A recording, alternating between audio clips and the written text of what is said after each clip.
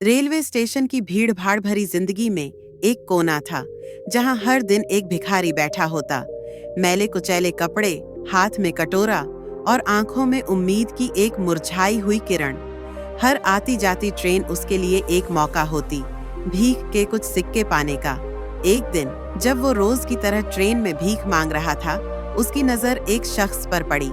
लंबा कद, suit boot, घड़ी चमकती हुई और चाल में कॉन्फिडेंस की गूंज।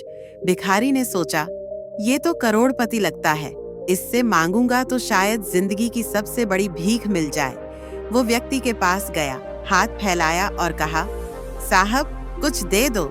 व्यक्ति ठिठका, उसकी आंखों में देखा और बोला, तू हर किसी से मांगता है, क्या कभी किसी को कुछ देता भी है?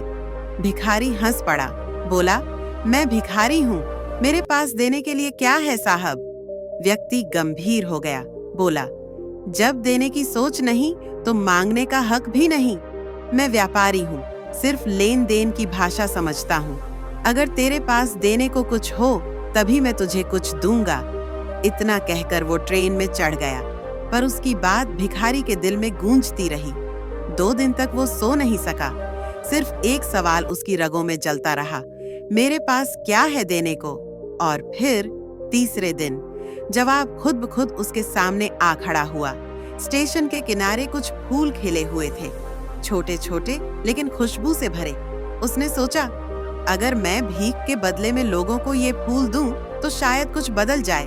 उस दिन से उसने नियम बना लिया, अब मैं खाली हाथ नहीं मांगूंगा, जो देगा उसे कुछ दूंगा। और वो कुछ था, फूल। धीरे धीरे उसकी पहचान बनने लगी। अब लोग उसे भीख नहीं, उसके फूलों के बदले कुछ देने लगे। कुछ ही दिनों में उसके कटोरे में सिक्कों की जगह नोट आने लगे। फिर एक दिन वही लंबा व्यक्ति फिर ट्रेन में बैठा दिखाई दिया। भिखारी दौड़ा, बोला, साहब आज मेरे पास देने के लिए फूल हैं, कुछ दोगे तो बदले में मैं आपको ये फूल दूंगा।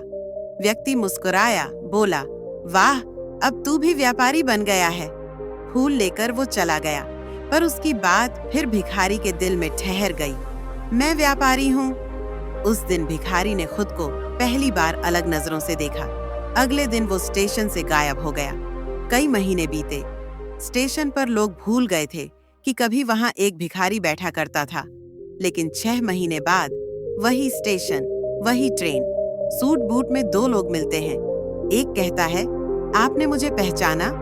दूसरा बोला, नहीं, शायद हम पहली बार मिल रहे हैं।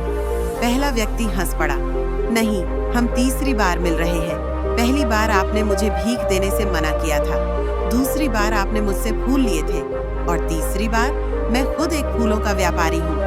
उसने बताया कि उसने छोटे छोटे फूलों से शुरुआत की, धीरे धीरे पैसे जोड़े, फिर फूल खरीदे।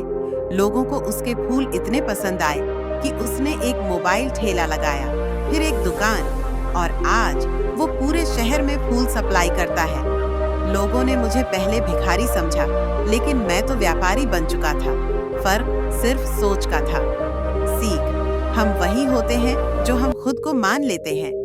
जब तक आप खुद को छोटा समझते रहेंगे, दुनिया भी आपको छोटा ही समझेगी।